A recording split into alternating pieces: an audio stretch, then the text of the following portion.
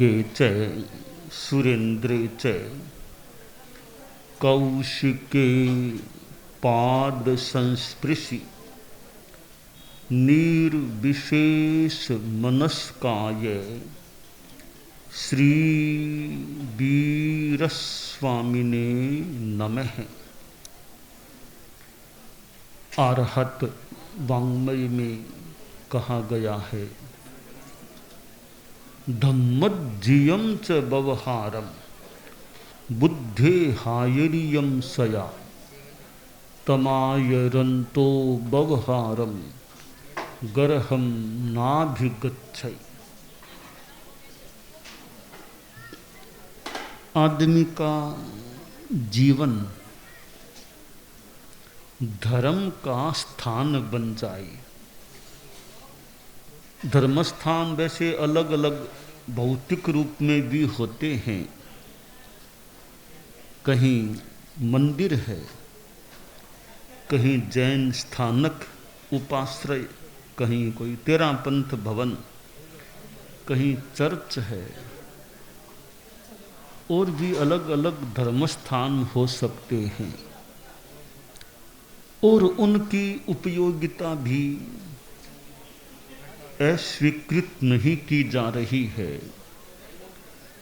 धर्माराधना, धर्म साधना,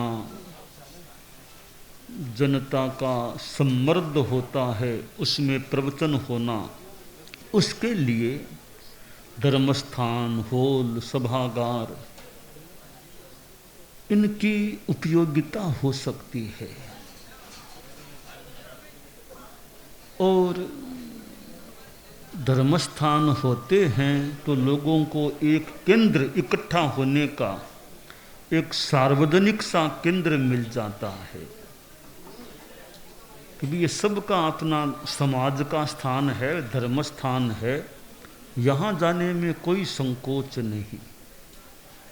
और किसी के घर में तो कोई सोच ले उसके घर में मैं नहीं जाऊँ, मैं नहीं जाऊँ, पर धर्म स्थान तो समाज का है, तो हम सब का है, मान लिया तो वहाँ चले। तो धर्मस्थान होते हैं, उनका अपना महत्व हो सकता है, एक दृष्टि से उपयोगी चीज हो सकती है। पर दूसरी बात है, हमारा जीवन भी धर्मस्थान बन जाए, कि जीवन में धर्म आ जाए, जीवन के व्यवहार में धर्म जुड़ जाए, कर्म के साथ धर्म नत्थी हो जाए। फिर आदमी जहाँ भी जाएगा धर्म उनके साथ है, धर्मस्थान और धर्म दोनों साथ हैं। तो यह ऐसा व्यवहार जो बुद्धों ने, महान व्यक्तियों ने किया है, वो जो अच्छा है, पवित्र है, उस व्यवहार को आचरित करने वाला व्यक्ति गर्हा को प्राप्त न हो या गर्हा को प्राप्त नहीं होता। तो जीवन व्यवहार में धर्म आए। परम पूजनीय आचार्य श्री तुलसी ने अनुव्रत आंदोलन को बढ़ाया, चलाया। अनुव्रत प्रवर्तक आचार्य श्री तुलसी, जिन्होंने कितनी यात्राएं की, जगह जगह कितना अनुव्रत का काम हुआ था। यह अनुव्रत एक ऐसा धर्म है कि जीवन के व्यवहार में रखा जाए, रखा जा सके, वैसा धर्म है। आदमी दुकान में बैठे, बाजार में रहे, कहीं जाए, देश विदेश, होटल हॉस्टल कहीं रहे, वो अनुव्रत के रूप में धर्म साथ रह सकता है।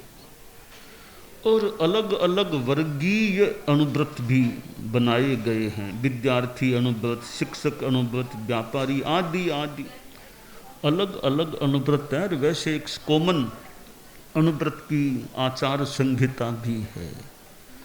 तो अनुव्रत एक जीवन व्यवहार से जुड़ा हुआ धर्म है। वह कोई धर्मस्थान से ज़्यादा संबद्ध नहीं है। वह तो कर्मस्थान से मानो ज़्यादा संबद्ध है। इसलिए अनुव्रत की चर्चा तो कोई बाजार के अच्छे प्रांगण में हो, न्यायालय में हो, जेल में हो, विद्यालयों में हो, विश्वविद्यालयों में हो, महाविद्यालयों में हो, और भी जगह हो सकता है, बोले स्टेडियम में हो। अनुव्रत की बात वो आम जनता के लिए है, और वो तो आदमी के जीवन के साथ रहने वाली चीज है।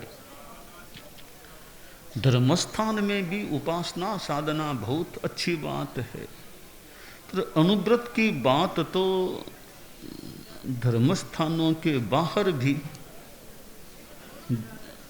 हो सकती है कि जेल में जाकर अनुव्रत की बात करें, कैदियों को भी शिक्षा मिले, सदुपदेश मिले कि किसी अपराध के कारण या किसी भी कारण जेल में आए हो, अब दोबारा जेल में इस कारण से या अपराध के कारण से न आना पड़े।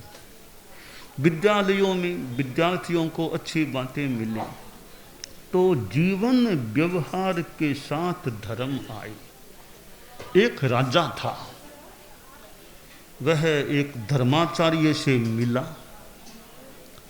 और बोला, आचार्य जी, छोटी छोटी कोई बातें, सामान्य बातें धर्म की हो, छोटी छोटी यूँ सामान्य धर्म की बातें, वो आप फरमाए।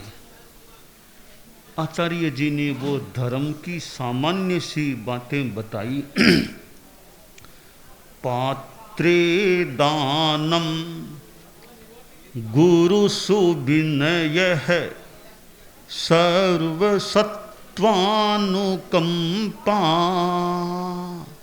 न्याय्यावृत्तिः परहित विधावादरः सर्वकालम् कार्यो न श्रीमद्परिचयः संगतिः सत्सु सम्यक् राजन् सेव्यो विशद्मतिना सईस सामान्य धर्म है। आचार्य जी ने कहा, राजन, सामान्य धर्म की बातें बताऊं। पहली बात, पात्रे दानम, पात्र में दान देना चाहिए। कि आप लोग गृहस्थ हैं, कि आपके पास है तो दान दो। शुद्ध साधु को, शुद्ध साधु से बड़ा कौन पात्र होगा, तो सुपात्र दान देना। यह साधुओं को, जो शुद्ध साधुओं को शुद्ध दान देना, शुद्ध भावना से देना, यह एक धर्म का कारण है। पात्रे धर्म निबंधनम, धर्म का कारण है सुपात्र साधु को दान देना। और लौकिक दान भी दुनिया में चलता है। कोई गरीब है, जरूरतमंद है, कठिनाई में है, उसको कुछ दे देना, आर्थिक सहयोग कर देना, रोटी दे देना, मकान दिलवा देना, कपड़ा, सर्दी में कंबल बांटना, यह भी दान है। यह लौकिक दान है। लौकिक दान, लोगों की सेवा करना, दान देना, उनकी कठिनाई को दूर करना। तो आचार्य जी ने कहा, दान, आध्यात्मिक दान, सुपात्र दान तो विशुद्ध लोकोत्तर आध्यात्मिक दान है। तो पात्र में दान देना यह सामान्य धर्म की बात है। गुरु सुविनय है, जो गुरु हैं, गुरु में एक तो धर्म गुरु हैं, जो उनके प्रति विनय रखना, यह तो लोकोत्तर विनय है। संसार में गुरु जो बड़े हैं, बड़ों का विनय, माता पिता हैं, उनका भी विनय रखना, सम्मान, दादा है उनका सम्मान रखना। और भी कोई उम्र में बड़ा आदमी मिल गया, सलाम के लिए प्रणाम, यह विनय है। यह एक लौकिक शिष्टाचार के रूप में लोक में प्रचलित कह दे, वह एक सांसारिक लौकिक विनय है। तो आचार्य जी ने कहा जो बड़े हैं, गुरुजन हैं, धर्म की दृष्टि से तो साधु आचार्य आदि हो, वो तो आध्यात्मिक हो ही गए, और बाकी संसार में जो माता पिता और बड़े जो हैं, बड़ा भाई भी है, बड़ा भाई उसको भी प्रणाम करने की रीत है। 2 बरस बड़ा भाई है तो सांसारिक शिष्टाचार में छोटा भाई बड़े भाई को सलाम करना, प्रणाम करना, तो ये विनय, कम से कम आसातना किसी की नहीं करना, अनासातना, आसातना किसी की भी नहीं करना। और तो क्या, कोई मूर्ति भी है तो उसकी भी आसातना, अवहेलना नहीं करना। कोई मूर्ति की ओर पाँव करके सो जाए, ये शिष्टाचार में थोड़ा गलत हो सकती। मूर्ति की तरफ, मूर्ति को मानो मत मानो आपकी इच्छा, पूजा करो मत करो आपकी इच्छा, मूर्ति की तरफ पाँव करके सोना तो एक शिष्टता या सामान्य लोकाचार से एक अकरणीय कार्य हो सकता है। तो गुरुओं के प्रति विनय। तीसरी बात है सामान्य धर्म की सर्वसत्वानुकंपा, सब प्राणियों के प्रति दया रखना। सत्वेषु मैत्री, सब प्राणियों में मैत्री भाव, अनुकंपा, दया रखना। दया धर्म का मूल है, पाप मूल धर्म का मूल दया। दया ऐसे विनय को कहा गया, एवं धम्मस्य विनयो मूलम, कि सबके प्रति दया रखो। किसी को तकलीफ देने का फालतू प्रयास नहीं करना चाहिए। छोटे छोटे प्राणियों को भी तकलीफ फालतू नहीं देनी चाहिए। एक कबूतर को भी, चिड़िया को भी, कुत्ते को भी, बिल्ली को भी फालतू कष्ट नहीं देना चाहिए। तो प्राणियों के प्रति दया की भावना रहे। कार चला रहे हैं, सामने कोई कुत्ते का बच्चा भी आ गया तो भाई ध्यान दो कि फालतू बच्चा मर न जाए, पहिए के नीचे आकर दया रखे।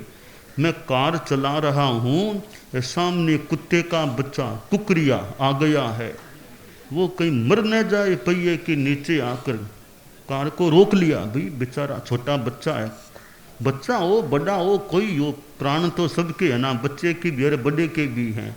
तो कार के नीचे कहीं वो मर न जाए। तो आदमी का एक्सीडेंट नहीं होना चाहिए, तो कुत्ते का भी एक्सीडेंट क्यों हो, गाय का भी एक्सीडेंट क्यों हो। भी मैं कार का ध्यान रखूं, ब्रेक लगा सकता हूँ भी कहीं गाय है कुत्ता की मर न जाए। ये प्राणियों के प्रति दया। और न्याय्यावृत्ति ही, न्यायपूर्ण बर्तन व्यवहार करना चाहिए, औचित्यानुसार चलना, किसी के साथ अन्याय नहीं करना, औचित्य का लंघन नहीं करना। तो न्यायपूर्ण वृत्ति बर्तन व्यवहार हो। 5वीं बात है परहित विधा बादरह सर्व कालम, दूसरों का हित करना। परहित सरिस धर्म नहीं भाई, पर पीड़ा सम नहीं अधमाई। कि दूसरों का हित हो, कल्याण हो, उद्धार हो। दूसरों के हित के प्रति आदर, जिस काम से दूसरों का हित हो उसमें आदर की भावना रखना, दूसरों का आध्यात्मिक हित या हित करने का प्रयास करना। और अगली बात आचार्य जी ने बताई, कार्यो न श्रीमद परिचय है। लक्ष्मी का, धन का घमंड नहीं करना चाहिए। मद के संपर्क में मत जाओ, अहंकार नहीं करना कि पास में कुछ है तो भी दिखावा करने का या अहंकार करने का रुझान मत रखो। ज्ञाने मौनम क्षमा सप्तौ, त्यागे श्लाघा विपर्यय है। आपके पास ज्ञान है तो ज्ञान होने पर भी मौन रखना, यानी ज्ञान का यो पांडित्य का प्रदर्शन नहीं करना कि मैं इतना विद्वान हूँ, ज्ञानी हूँ, दिखावा मत करो। तो ज्ञान होने पर भी मौन रखना। और क्षमा शक्तो, आपके पास शक्ति है, ताकत है, फिर भी क्षमा कर देना, सहन करना, कोई बात नहीं, कोई बात नहीं, बोल दिया तो बोल दिया, कोई बात नहीं, गुस्सा नहीं करना, क्षमाशीलता रखना। शक्ति है, कुछ भी करा सकता है, कर सकता है, नहीं फिर भी मैं फंसाने वाला नहीं बनूं, दुख देने वाला, इसने जो कुछ किया कर लिया। तो शक्ति होने पर भी क्षमा रखना। मार सके मारे नहीं ताको नाम मरत, मार सकने पर भी नहीं मारता। तो यह दूसरों का तो हित करना, इधर न्याय वृत्ति, इसके साथ संगति ही सत्सु सम्यक, सताम संगति ही कारिया, सज्जनों की साधुओं की संगति करनी चाहिए, अच्छे लोगों की संगति करनी चाहिए, जो थोड़े यूँ अच्छे न हों, असभ्य हों, अशालीन हों, सम्यक आचार वाले हों, उनके पास ज़्यादा उठ बैठ नहीं करनी चाहिए, उनसे ज़्यादा नैकट्य नहीं रखना चाहिए।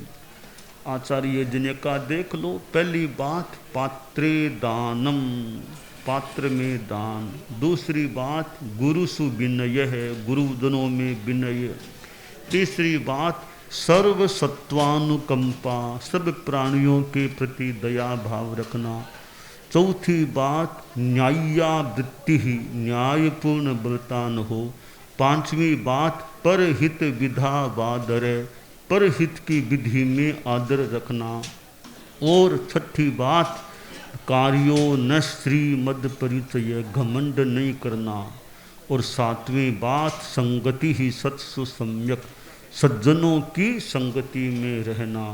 तो राजन सेव्यो विशद मतिना सईसद सामान्य धर्म है। हे राजन, जो विशद मति वाला, अच्छी बुद्धि वाला, समझदार आदमी हो, उसको इस धर्म का सेवन करना चाहिए। ये सामान्य धर्म की बातें हैं कि गृहस्थ हैं, संन्यास साधुपन लेना सबके लिए संभव न भी हो, ये सामान्य, जैसे गुरुदेव तुलसी ने अनुव्रत की जो ये बातें चलाई बढ़ाई, ऐसी छोटी छोटी बातें, हिंसा नहीं करना, प्रामाणिकता रखना, तो इससे कल्याण हो सकता है। तो यह कल्याण की बात है। आज पौष कृष्णा तीज, वो दो साध्वी जी का तो 50 वर्षों की संपन्नता का दिन है। साध्वी कुंदन रेखा जी जो दिल्ली में हैं, साध्वी आनंद प्रभा जी जो हिसार में हैं दोनों वैसे संसार पक्ष में संभवतः हिसार से हैं। दोनों की दीक्षा के आज पौष कृष्णा तृतीया को 50 वर्ष पूरे होने जा रहे हैं। तो हमारी दूर से ही मंगल कामना है कि दोनों साध्वी जी, साध्वी कुंदन रेखा जी और साध्वी आनंद प्रभा जी अपनी संयम की चद्दर को निर्मल बनाए रखने का, निर्मल रखने का प्रयास करें। महाव्रतों, समितियों, गुप्तियों में अच्छी जागरूकता रहे, आगम स्वाध्याय चले, मन में सेवा की भावना रखें। आदमी कितनी कर सके सेवा वो तो बाद की बात है, सेवा की भावना है वो भी अच्छी बात है। कर मदद किसी की कर सके या नहीं, किसी का दुख सुन तो लें, अपेक्षा सुन तो लें, फिर जितनी मदद संभव हो सके वो करें। न तो भी इतनी मदद करना मेरे वश की बात नहीं है, थोड़ी बहुत कर तो जितनी कर सके, पर किसी की बात सुन तो लो, ज़रूरत क्या है, अपेक्षा क्या है, कठिनाई क्या, तो सुन लो। वह सुनना भी एक प्रकार की थोड़ी सेवा ही है। किसी की तकलीफ को सुनो, वो भी एक सेवा ही है। सुनने के बाद जो सहयोग कर सकें, जो आध्यात्मिक धार्मिक सहयोग दे सके हम लोग, वो देने का प्रयास करें। तो यह सेवा की भावना दोनों साध्वी जी में अच्छी सेवा की भावना रहे। कितनी कर सकें न कर सकें वो बाद की बात है, भावना रखें भी धर्म संघ की और की, जितनी सेवा कर सकें करें। तो दोनों साध्वी जी, साध्वी कुंदन रेखा जी, साध्वी आनंद प्रभा जी हमारे धर्म संघ की जो सदस्याएँ हैं, साधु चारित्रात्मा समुदाय के अंग हैं, वे उनके 50 वर्षों की संपन्नता के अवसर पर संयम पर्याय की अर्ध शताब्दी के अवसर पर हमारी आध्यात्मिक मंगल कामना है। वे स्वास्थ्य का ध्यान रखें, अच्छी चारित्राराधना, ज्ञानाराधना, दर्शनाराधना, तपह आराधना करते रहें और धर्म प्रभावना बढ़ाते रहें, ऐसी मंगल कामना।